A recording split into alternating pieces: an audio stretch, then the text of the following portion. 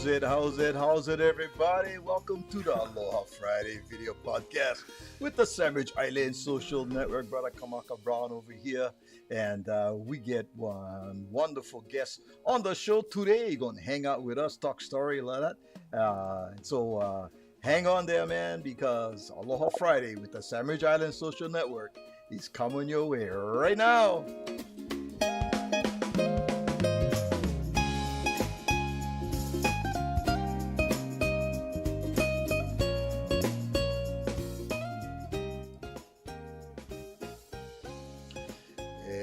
What's up? Welcome.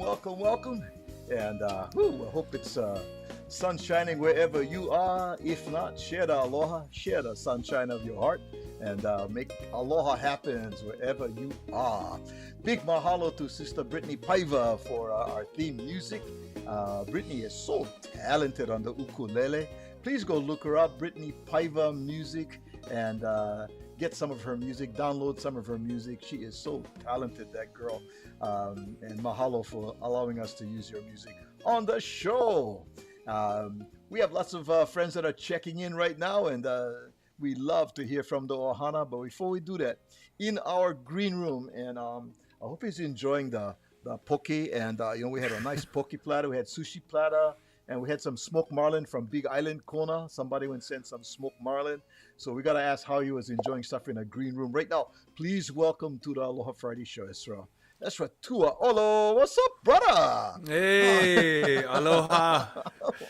What is up? From the beautiful island of Minnesota. Oh, bro.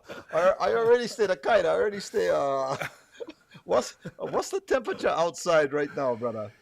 I think it's like 60 today. Yeah, today is like 60, which is, a heat wave for us right now. That's a heat wave.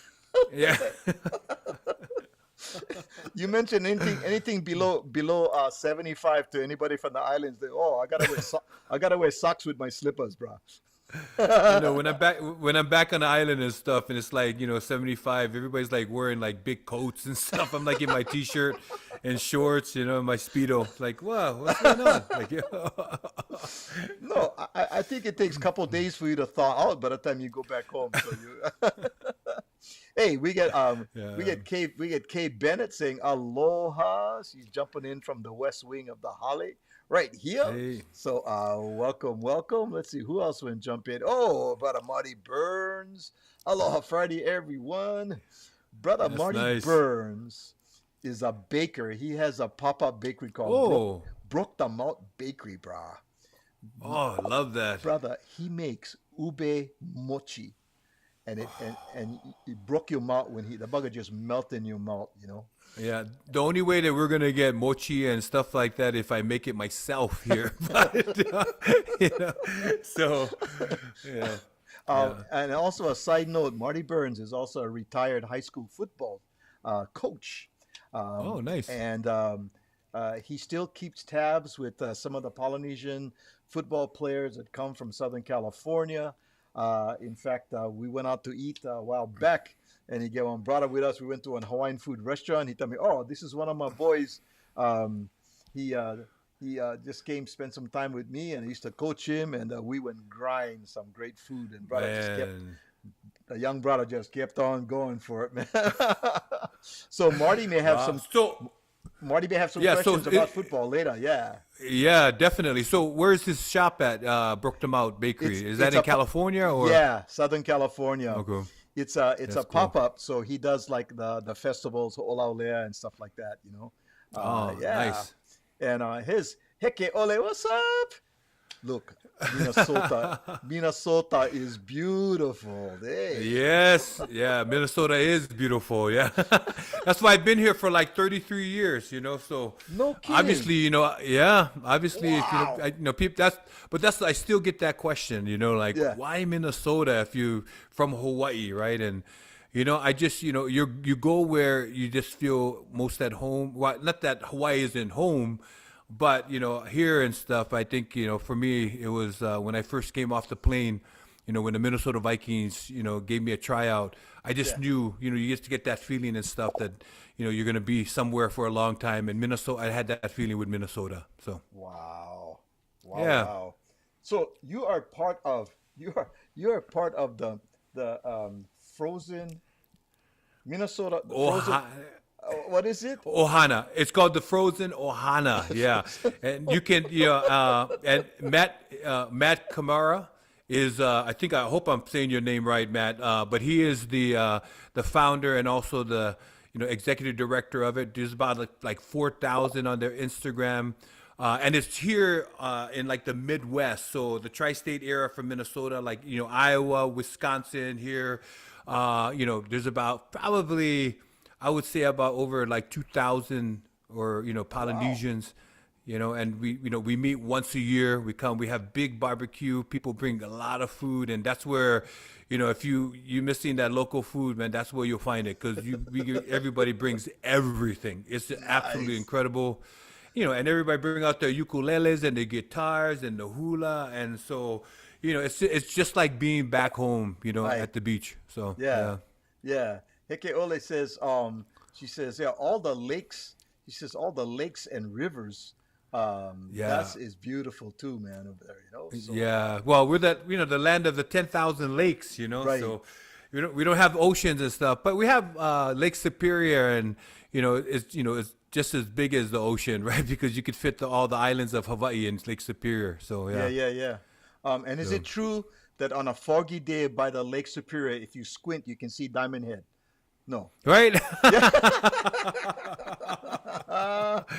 Yeah, maybe if you're sleeping and stuff and dreaming about Diamond Head, but no, it's all good. Yeah, but it is beautiful here, and that's what really the lakes make it. There's so many beautiful lakes here. People are all, during the summertime, everyone's, on the lake. They're either fishing, for northerns, for bass, for all, walleyes and stuff like that. So it's, Nice.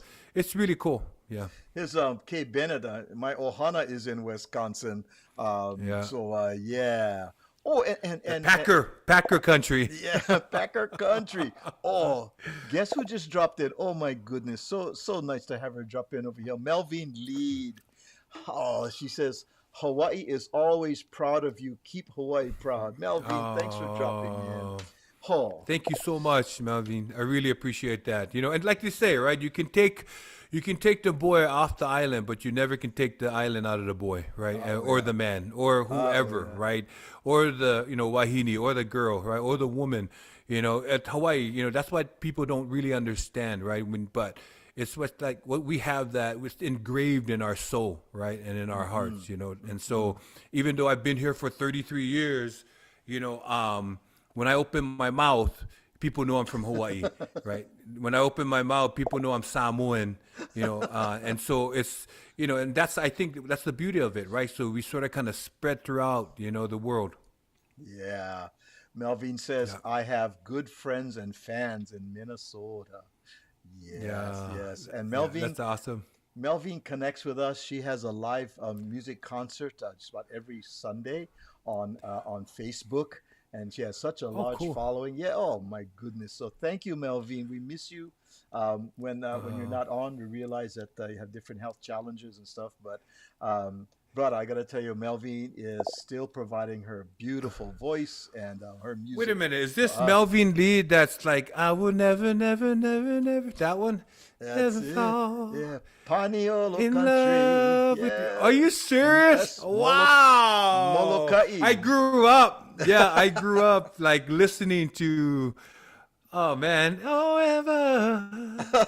whatever you do, Yeah. I will never, man, I love that. Oh, thank you so much, Melvin. That means a lot, man. She's absolutely a queen. Oh, Yeah, my goodness. incredible. Oh.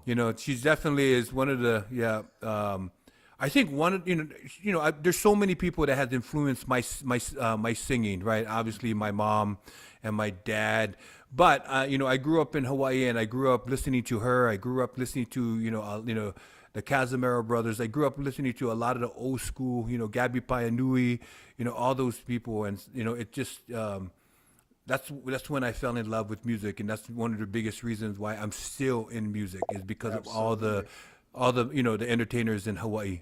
So Melvin is one of our living treasures of just yes. wonderful, wonderful music. And way back when I wasn't into country music at all, but when she came out with her Paniolo country and with Oh, her, fine. she went to Nashville Yeah. and one of the few Hawaiians that were there to record with all of these greats, and she Oh. continues. She's amazing. She Man, I really got is. like goosebumps. I'm like serious. I get chicken skin goosebumps and Oh, stuff. yeah, Seriously, yeah. that is amazing. No, that definitely made being on your, but that made my day. Melvin, thank you so much. That is incredible. Melvin said, "You can Yeah. take me out of Molokai, but you can't take it out of me." Yeah, as well. Oh, and Yeah. Where yeah. is she? So is Melvin still in Hawaii Melvin is still in is, Hawaii. Oh, here. Oh, I yeah. know. Here she's saying I the song "Never Never" is not me. She said it's another singer. oh Oh, that oh was okay, okay. that one was Kaleo. Kaleo was Was his it? group. Rachel of Kaleo. Yes. Ah, okay, They okay. My sang. apologies. Yeah. So, But but yeah. Melvin Lead was right in there with all of those great Yep. female Yeah. Yeah. singers. Yeah. She was definitely one of the Hawaii divas that were playing along with Yes. Loyal Garner, Oh. and Yeah. Noelani Cipriano, and all. Melvin was the queen right there, man, right Oh. there. Yes, You know, yes, yes. I know. Yeah, that's amazing. Absolutely amazing. Like I said before, all those, the old school, man, they really influenced my music and how I sing and, that falsetto. I think, I Yeah, see, yeah. so, So the common denominator among all Polynesians and all people come from Hawaii, all us locals, is we love to talk about food. We, any Super Bowl party. I know when I first moved here to the continent, I was invited to a Super Bowl yeah. party, and I'm so used to, right.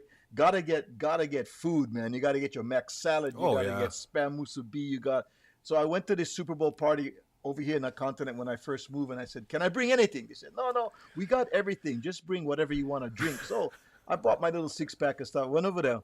They said, "Oh, where's the food?" And they showed me this table. It had chip and dip. Yeah, they had one bag, these big bags of chips, and then some guacamole and that was the Yeah. food. Now, I if you hope do you learn that, your lesson there, and I hope you learn your lesson. Seriously, because that's what happened to me when I came. When I went to Green Bay, and yeah, I went to the party. It's like, oh, they had this thing called tartare, right, at their yeah, barbecue, steak tartare. and Yeah. so I thought steak tartare. So you're supposed to eat that raw, right? Uh-huh. But here I am at the table making a patty, and the lady's like, "What are you doing?" I'm like, "Oh, is this for the barbecue? Like I'm making a patty so that she like go take it out to the barbecue outside, right?" She's like, "No, you eat that raw." I'm like, "You do?" Like, "Oh, okay." Yeah, I know. I've heard of sushi, but I'm not eating this and stuff. Yeah, So you and I yeah, was that's fun. you and I you flew from Minnesota to LA. We jump on a plane, Hawaiian Airlines. We end up in Honolulu Airport. We jump in one car, and I say to you, "Brah, where we going to eat? Where we going to grind? Where we going to eat when we go back?" Oh gosh, I have to go. One of my best friends, mentors, through food and through life, is Calvin Rowe, and he's the owner of Diamond Head Market and Grill, where the old Burgerland was in Kaimoki. If you're old school, you know what I'm talking about. Yeah, so that's where I go and I get the Calbee plate and I think I order half of the menu every single time I go there. you know, and they got healthy options there, right? To get the Oh, salad or the mac salad. So I make sure I just get one small little green salad and everything else is mac salad. No, yeah. but yeah, but the food there is delicious. Like it's again, he's taught me a lot with cooking. He's taught me a lot with, he's always been again, like I said, a big mentor to me. So So you was born and raised Waimanalo side, East Side, yeah, represent East Side. But then you ended up yeah. in California, where you graduated from high school in California. Yeah, yeah. I Okay, graduated in Don Lugo at Don Lugo in Chino, California.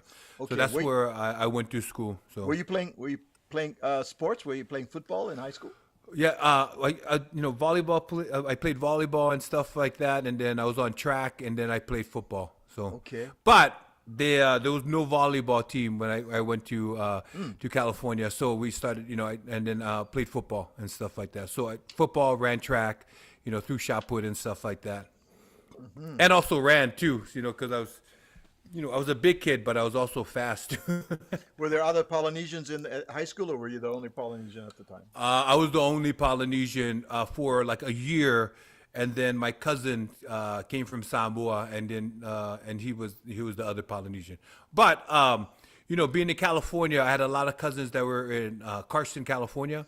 I think a lot of people, the Booyah tribe, so the rap group, so they're from Carson. And so we all went to the same church, their father, my uncle Kaulima was the pastor. And so, which was, we were out in dairy country. Yeah. So Chino's like in dairy country. Yeah. We were known for our prison, right? The worldwide known for Chino prison there.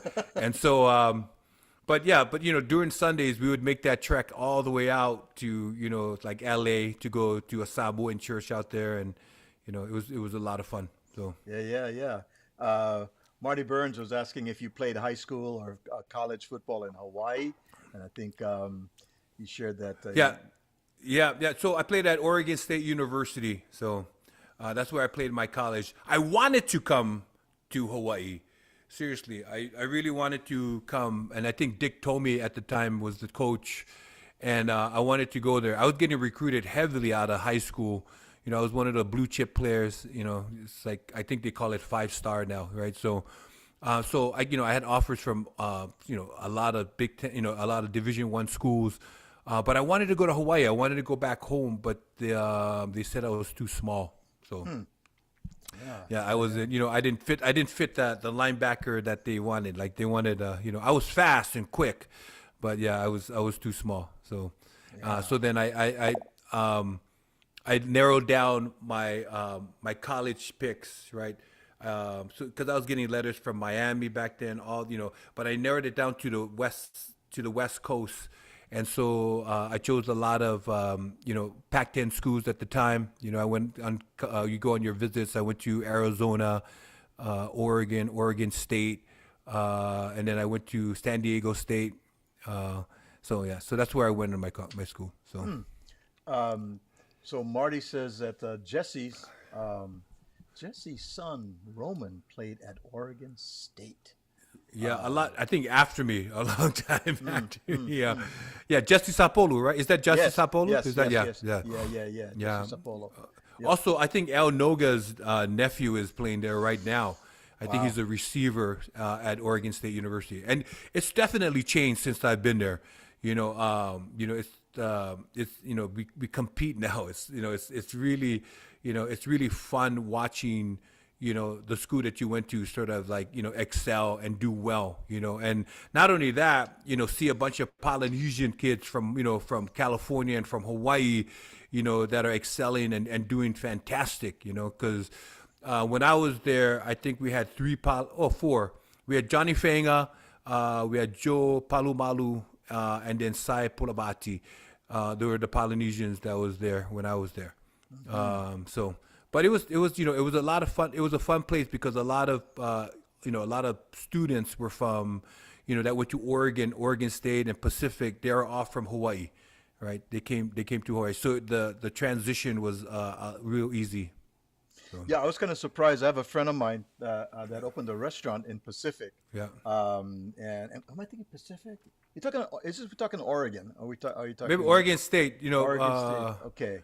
Yeah, I think. But he opened up a restaurant in the middle of nowhere. I thought it was like wow, and he goes, "No, bro, you'd be surprised how many local kids are coming to this school over here, and right.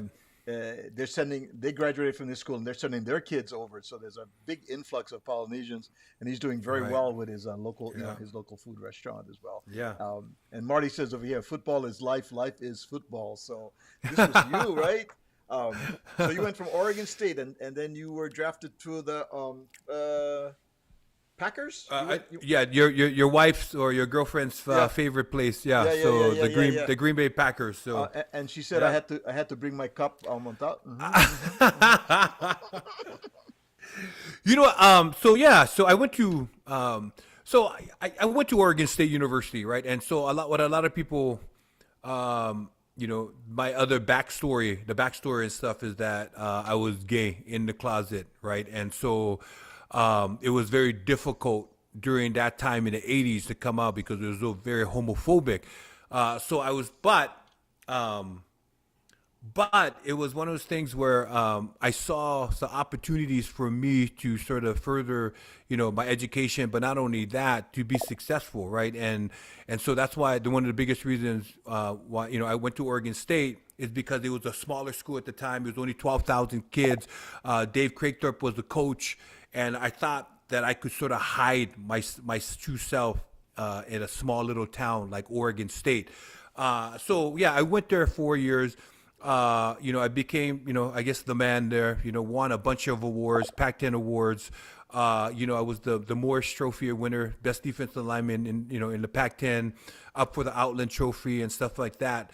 And so, yeah, I made a name for myself, and I was fortunate to go in the 1991,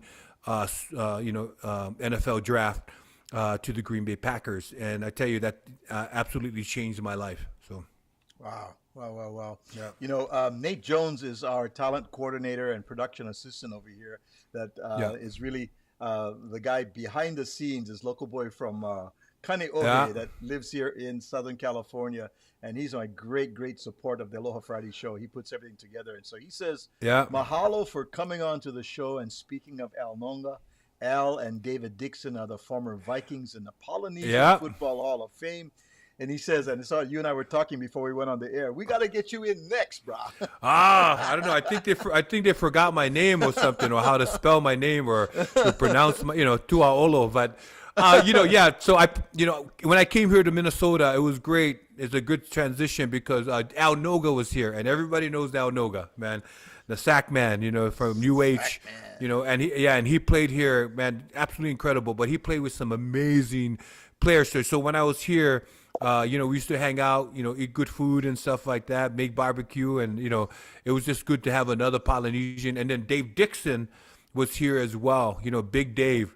I tell you what, if you haven't met Dave before, he's the biggest human being I've ever met in my life. The dude is, the biggest Kiwi. The dude is, he's huge, right? But an amazing person, an amazing guy, and a great athlete, both of them. So, I had the opportunity to play with both of them here in Minnesota, and it's I congratulate them for making the Polynesian Hall of Fame. Hey, Marty goes, what, bro? You like me called Jesse or what? Yeah, exactly, right? Yeah, Jesse. No, it's it's one of those things and stuff. I don't know. I'm proud and stuff that we have that, and every single I to tell you the truth, I'm going to tell you the truth, brother. I didn't even know we had a Polynesian Hall of Fame. The way I found out is Dan Saleamua, who who played during my era. He's he called me up. He's all like, he go, Ez, you're gonna go to the thing? I'm like, to the Polynesian. I'm like, what is that? Like, literally, I swear to you, I didn't know what it was. And he told me all about it. He's like, Dave Dixon's in it, and all this. I was like, really? And then obviously I used the Googleizer, and I Googled it and stuff like that, and. And Dan's really good. He's an advocate for me and stuff, and he supported me when I came out of the closet in 2002 when everyone hated on me and turned their backs on me, because of me telling people the truth of who I am. And so, but Dan was there 100%, supporting me and making sure, he, I understood that he got my back, no matter what. And so, yeah, so he called me on that. I was like, oh, shoots. I never knew about the Polynesian. And then this last winter in February when we were there in Hawaii, we went to the Polynesian Culture Center because my partner, Joshua, his mom never been to Hawaii, so we took her to the Polynesian Culture Center, which I love because it's a great place to take someone that really don't know about Polynesia, Micronesia and all of that, and just have them go to all the different islands and learn about it, and then at the end you get all the good food, and then you go to a luau. So I went there and I was able to go to the Hall of Fame and see a lot of amazing players that made the NFL what it is today. Mm-hmm. Here's C Honda dropping in saying aloha. What's up, C? Thanks for dropping in and letting us know here. We also have Rosaria I saw Rosera yesterday at the Hawaiian Seniors Club of Cerritos. We had a good time yesterday in Cerritos, California. Thank you for inviting me to speak to the group. We had some fun. We was Yeah. teaching this guy some pidgin. And then Marty says, I don't know if you watched the first round of the draft, but a Yeah. lot of Polynesians went in the first round, man. Yes, yes, yeah. The offensive lineman. I'm having a black. I'm sort of like that concussion thing is real in NFL. So, but one of the offensive linemen for the Oregon State Beavers went in the first round. I believe he was. I think he was like like the seventh pick or 12 or something like that. But so proud of him, man. It's incredible, right, to see. And also the offensive lineman for Washington, he went in the first round. Yeah, there's a lot of Polynesians that went. So. Man, watch this action right here. Check this out, you guys. Yo, now the MC, it don't stop. Yeah, we got Ezra, it don't stop. Yeah, my man Gravity, it don't stop. Yeah, this is our house, y'all. Bow up. I know you got your helmet on. Yeah, I know you got your shoulder pads on. I said it's time to go to war, y'all. Yeah, what? Whose house is this? Hits like this don't come for free. You wanna be like me? You got to bench for fitting. You got to look this pretty. You got to own this city. Tired of people playing from the Yeah, thank you. That's one of my songs too. That's on Spotify. It's that called your song? Oh, that's cool, that's me singing. That's like my football song that I wrote.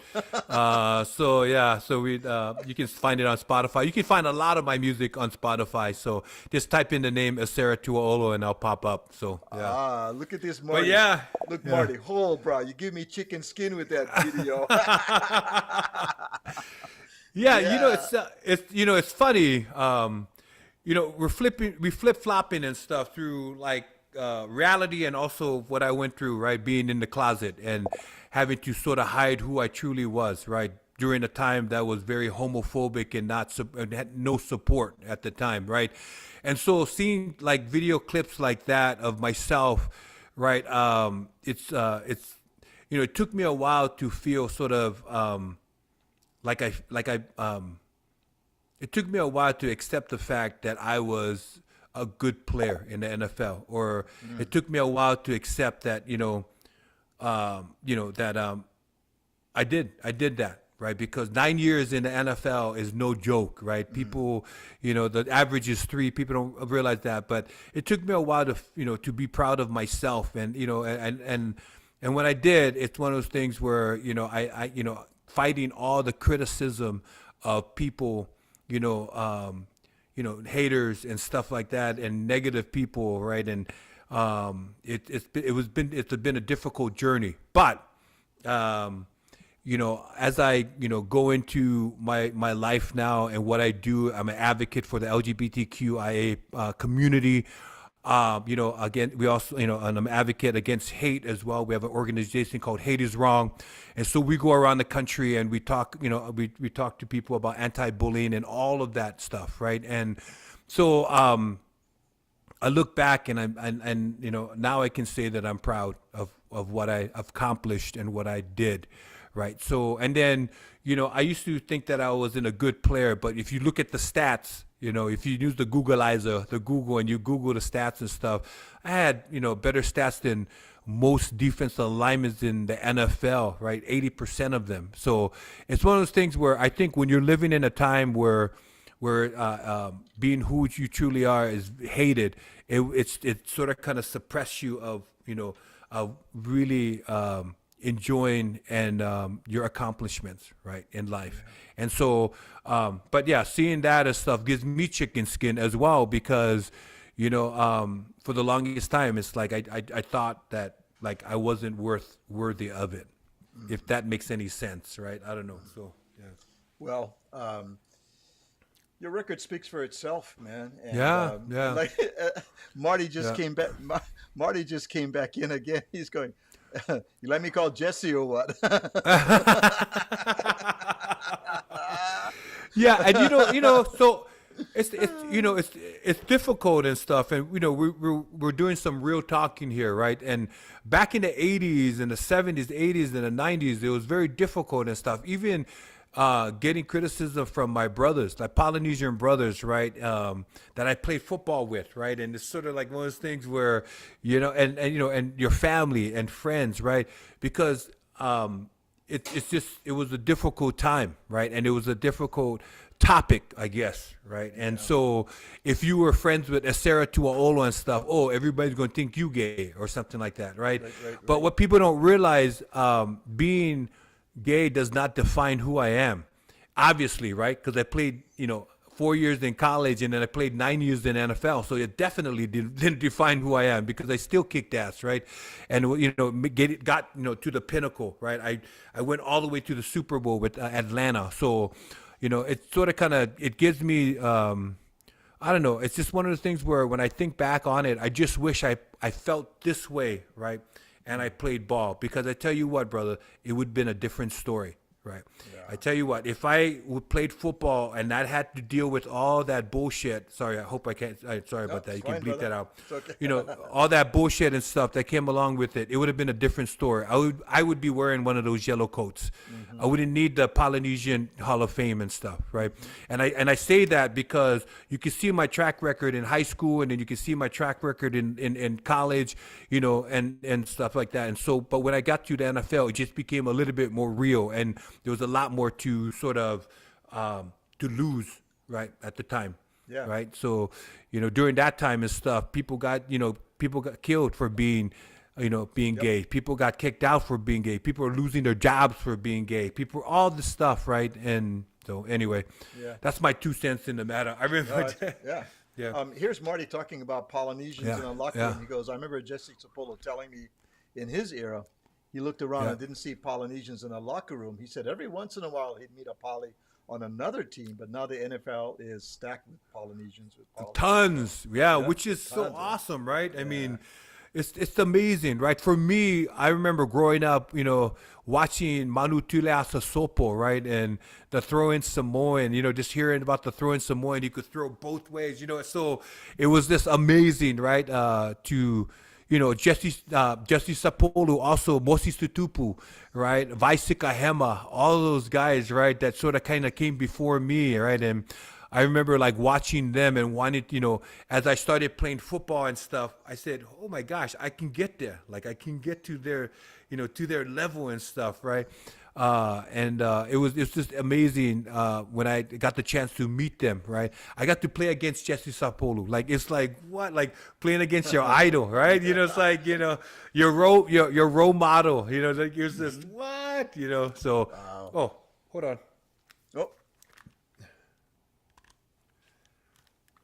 Getting too excited over here, so naming all them, right? So yeah, which it is, man. And then now you've seen, I came out with, I came up with a lot of Polynesians too. And then there's so many in the league now. It's like, it's absolutely amazing. We're going to take a small kind of break. And when we come back, let's talk about, first of all, you wrote a book that's very, very, very poignant and very straightforward about your life. Let's talk about the book. Let's talk about you're using another one of your God-given talents is your voice. Example of your that, and talk some more. And if you just joined us, we with Esera Tuaolo from Minnesota, Minnesota, and we're gonna be right back. Hang in there, gang. Thank you so much. Here we go. We'll be right back.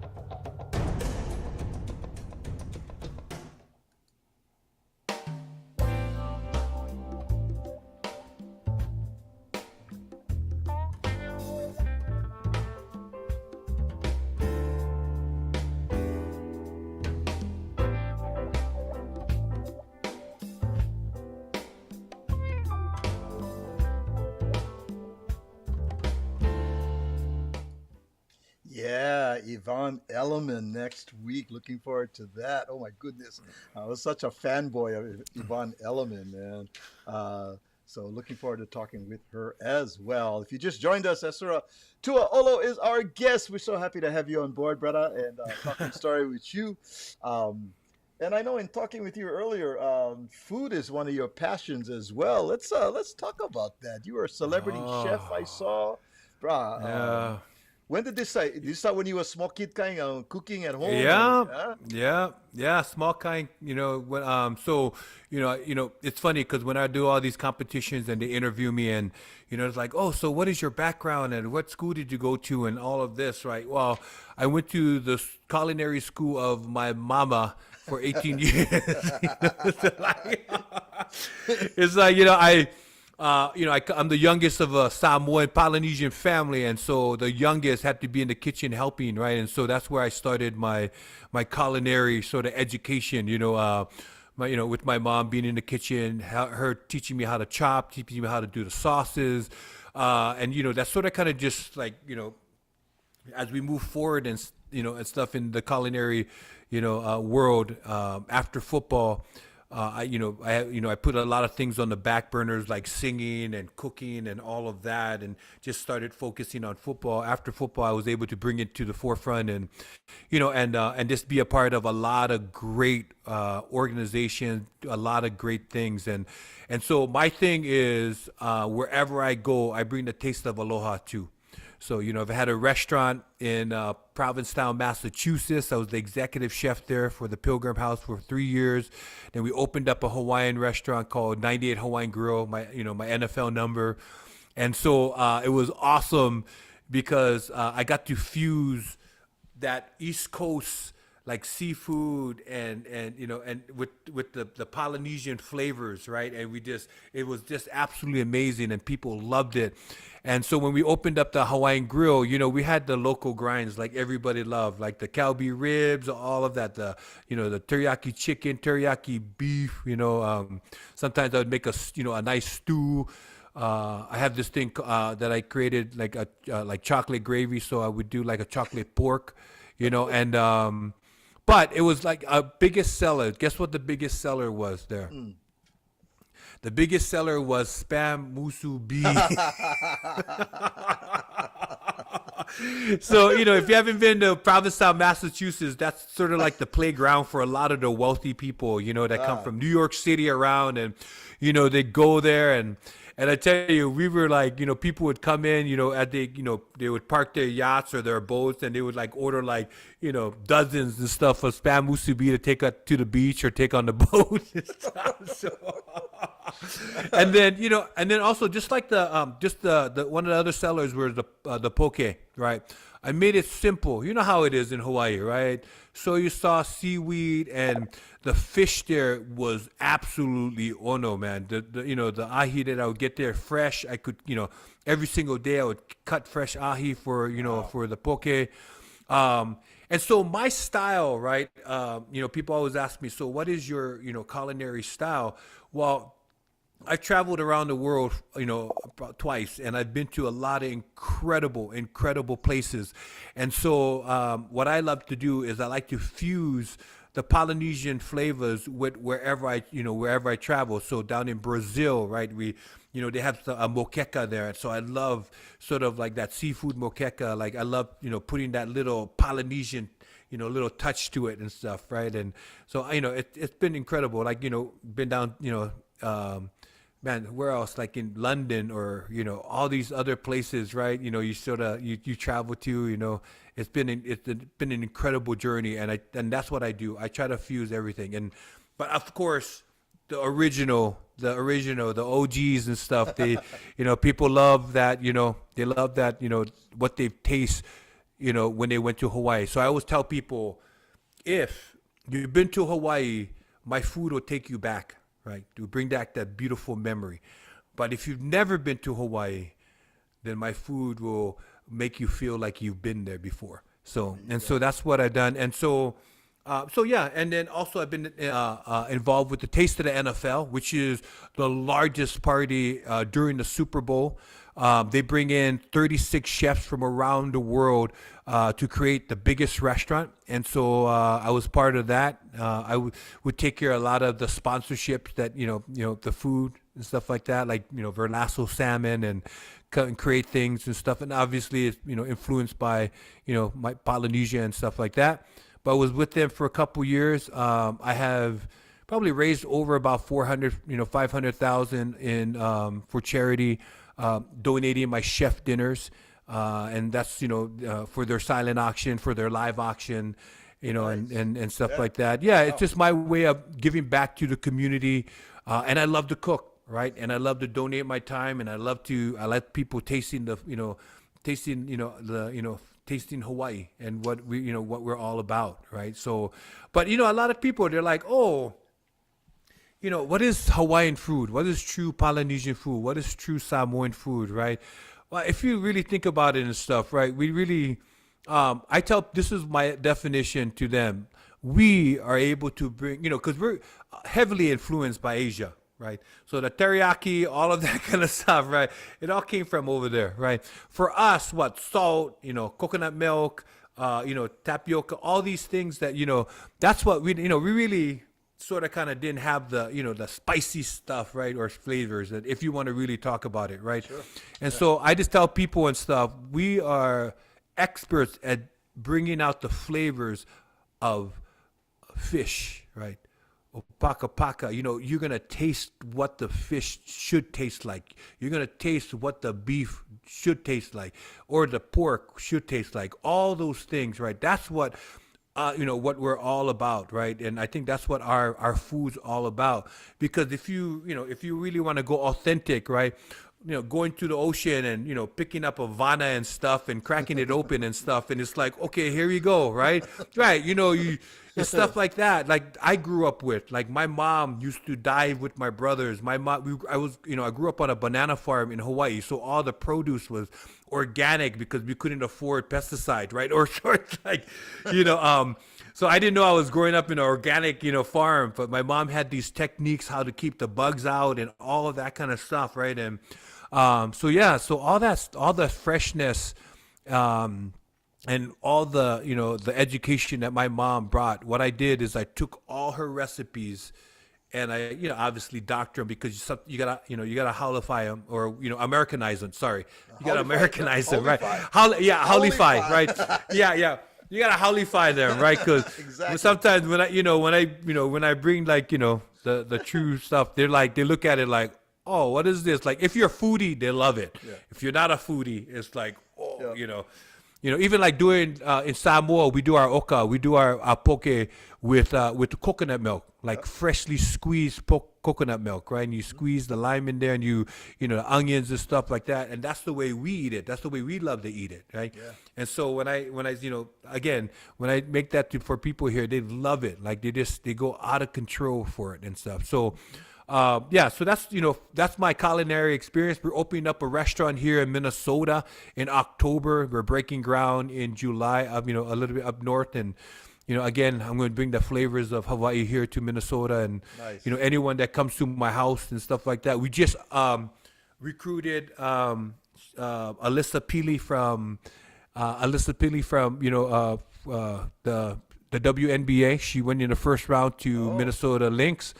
So yeah, I was able to meet her and stuff like that. She's absolutely an amazing athlete, and also bringing that cultural experience with her, right? That indigenous Indian, and also. So anyway, I'm gonna, I'm trying to interview so I can be her private chef,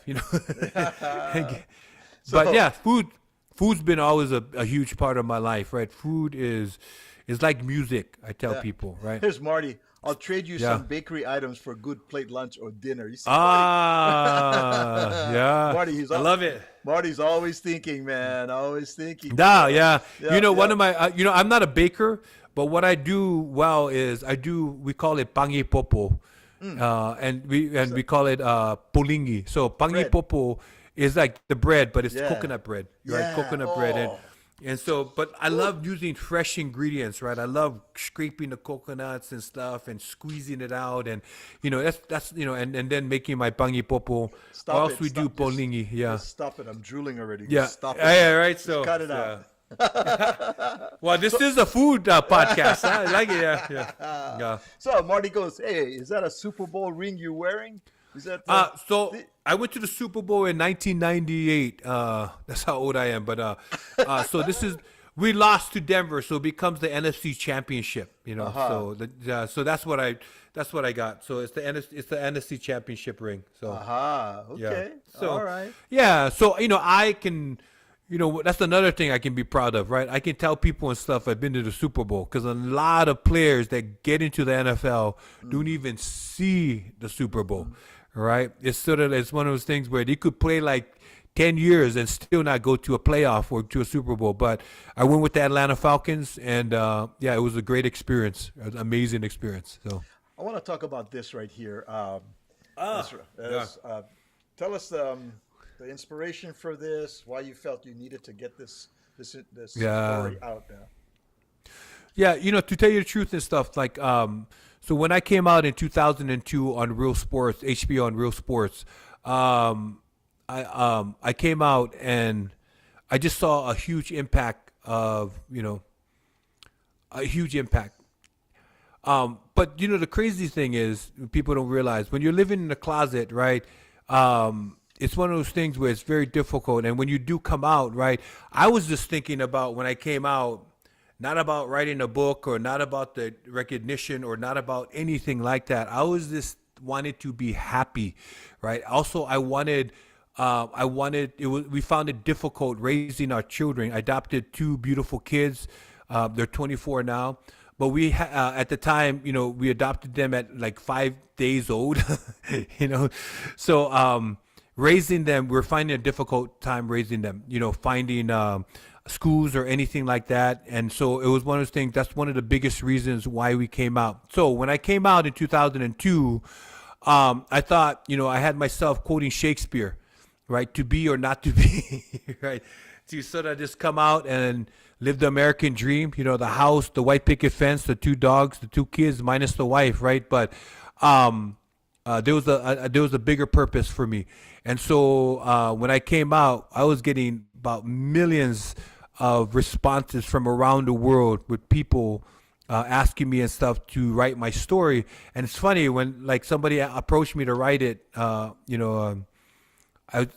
told them, no, I'm only 35 years old. I got more life to live and stuff. So he's like, you want me to write a memoir about myself, right?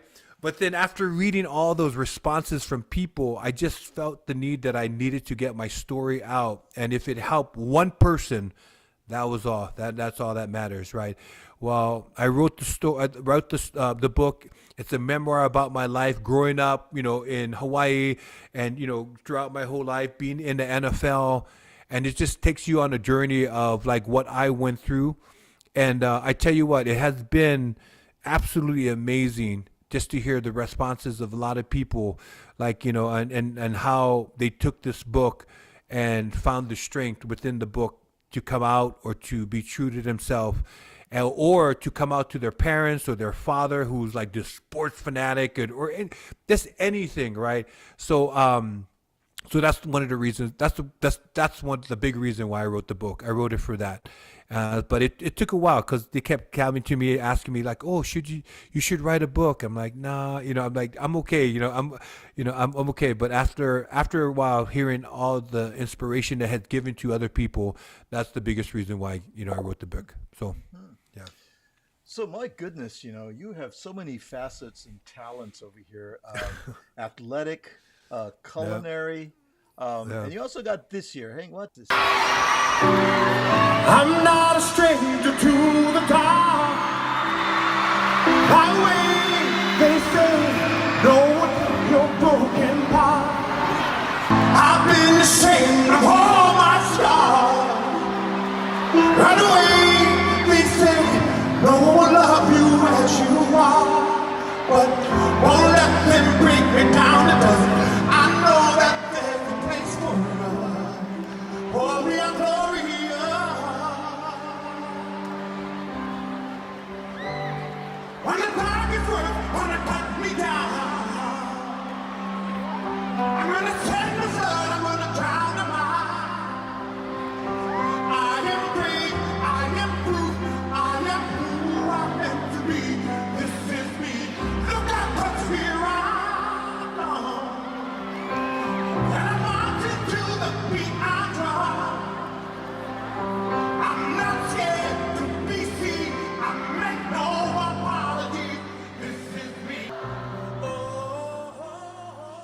So Esera, what was that like? This is The Voice, right? No, no.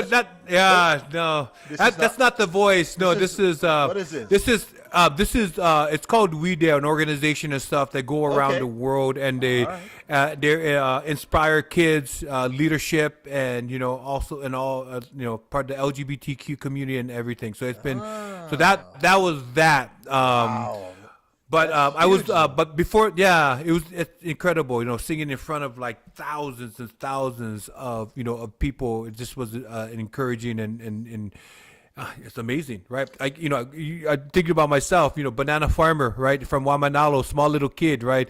Growing up singing at church, and then here you are singing in front of thousands of people, right? Yeah. But even before that, I was on season 13 of The Voice. Okay. And so, they called me out of the blues. I'm not even kidding. They called me out of the blues, and I thought it was a joke. I thought somebody was throwing a prank on me, right? So it's like, they called me like, "Oh yeah, is this Esera Tuaolo?" I'm like, "Yeah." He's like, "Oh, we want to. This is The Voice from CBS Voice, and we wanted to give you a private audition." At first, I was like, Wow. Okay." Like, you're just like thinking like, "Oh, okay, yeah, whatever. Who's this? Like, this is a joke." First of all, I'm gonna be 50. Like, like I'm gonna be 50. And those shows and stuff. You have all these young kids singing, and 17-year-old like singing and stuff like that. And so I'm like, okay, if this isn't a joke, just send me all the information. I said, first of all, how did you get my number, right? And then they got it from my manager, and and my agent. And then so before you know it, I was in Chicago doing my private audition, and then before that, I was in LA singing in front of the judges, the turnaround. And I got to tell you this, brother. It was one of the biggest fulfillments of doing this, right? So my kids wasn't around when I played in NFL, right? But this is something I could give my kids, right? They're in high school, and I became I could give them this, and I became like the popular, the cool dad, and stuff. So it's like, and it was just such a great experience to share with my children, Mitchell and Michelle, and just for them to see dad in a different light or environment, and they loved it. It was incredible. So it was fun. It was a lot of fun. I was on Team Blake when I did the blind audition. Blake turned around, and also Jennifer Hudson, and people thought that I was gonna join Jennifer Hudson's team, but because she was stacking herself with all these big singers, right? Because I have a big voice, right? I grew up singing in church. I grew up singing, trying to holler like Aretha Franklin and stuff like that. So and that's how I learned, listening to Motown. But yeah, it was such an incredible experience. It was a great feeling to sing on that platform, right, worldwide. It was awesome. It was awesome, right? Absolutely awesome. So you're giving us a sneak peek of your song that you've written, and there's a beautiful video. Let's take just a little bit of little taste of this, just to show. Oh, but before you said so. It was I didn't write this song that's coming out. A good friend of mine's, Brian Ruby wrote it. He's a semi-pro baseball player, also is gay. Okay.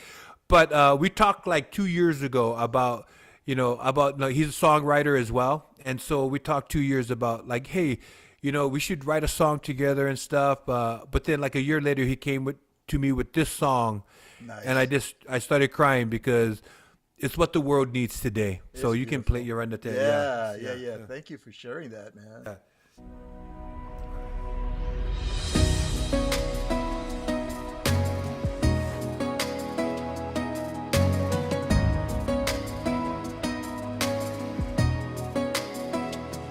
With your first breath of life, come into a world, no judgment, no fear. Hate is learned over time. The only way to keep it out is to look in the mirror. Don't give in to the people spreading the evil, talking about things they don't understand. make room for love in all the empty spaces. Silence any hate and make room for love. You only get this one life. Make sure you fill it up right. In the darkest hour, rise above. Make room for love.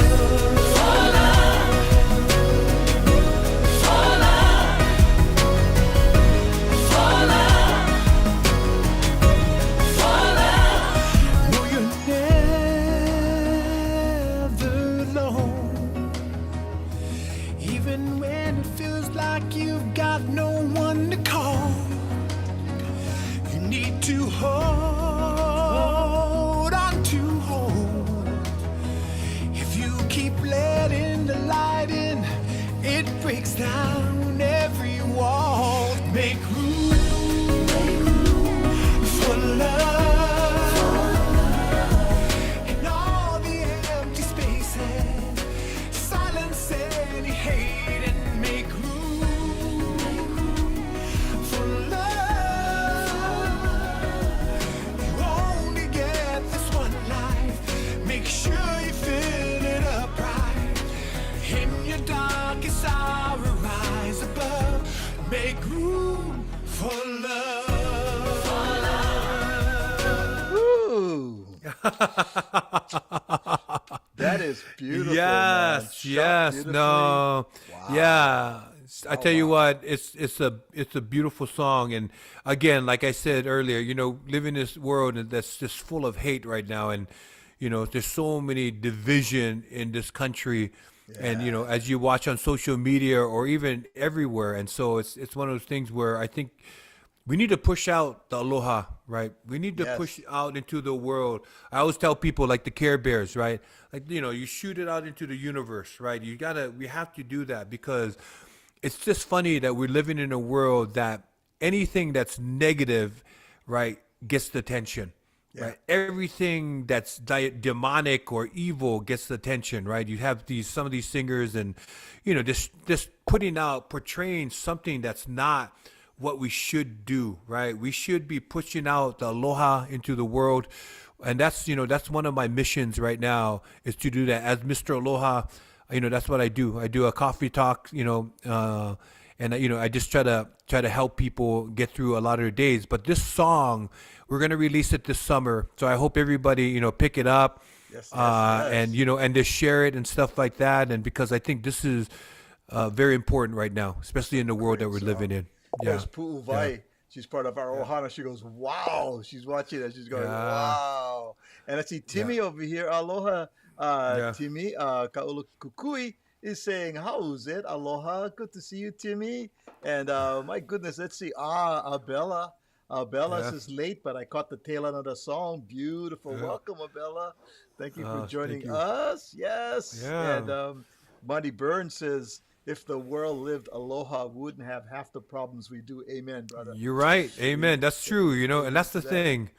That is true. I think, it's hard, right now because social media has definitely changed who we are and stuff. What's great about social media that it's brought a lot of education and sort of like, to people, right? And connecting the world and connecting people. The problem is and stuff, like I said before, it's hard when people who do so much hateful things and stuff are like getting the clicks, right? Or doing all of that, right? And it's just the craziest thing, right? To even fathom, right? And so I think now we need to do a huge push, right? In getting the aloha, getting kindness and stuff like that. Believe me, there's so much stuff that happened in my life growing up and all that I should, if there's anyone that should hate on somebody, it should be me, right?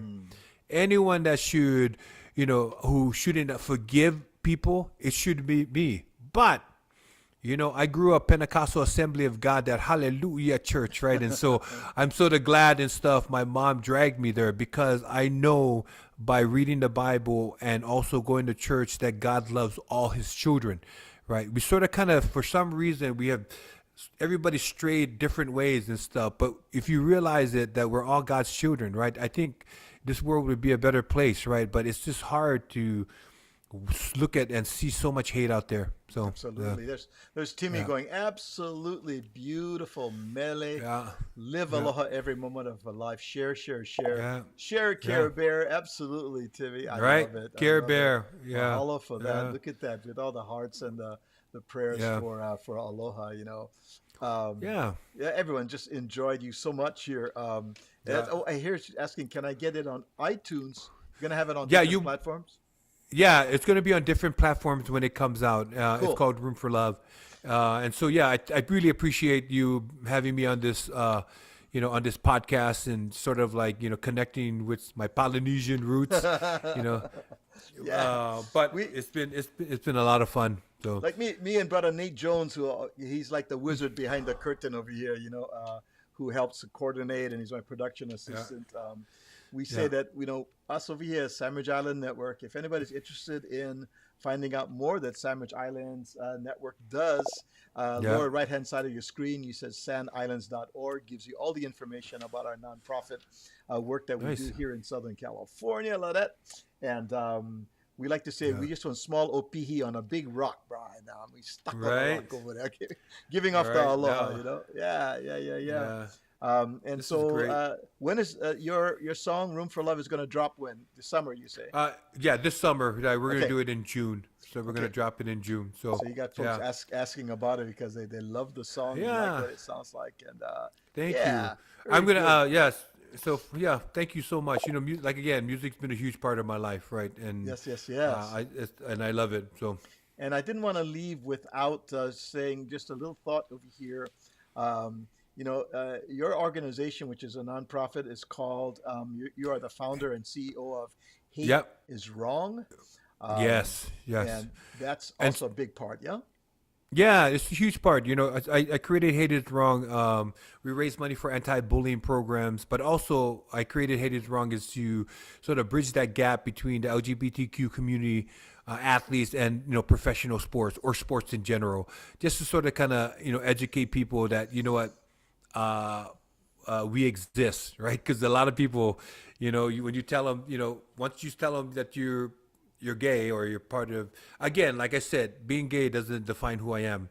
But when you tell people you're gay, they put you in that one category, right? And all the negative things that come along in that category, which is not, you shouldn't, right? You shouldn't judge someone. You should get to know someone before, you make that decision, right? And I think, so I created Hate is Wrong for that.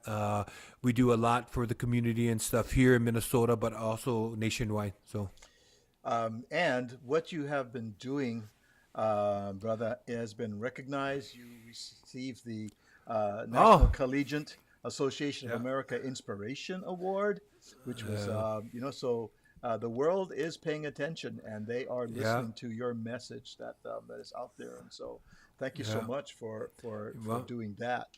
Thank you. That's the message of Aloha, man. Seriously, if there's anything that it was engraved in my heart and my soul, and that's what it is, right? The Aloha. Growing up in Waimanalo, as a young kid, and then just leaving the island, it's just that's one of the biggest things. So sweet. All right, thank you so much for being on the part of our Ohana over there. Everybody signing in today and saying aloha, everyone. Thank you so much.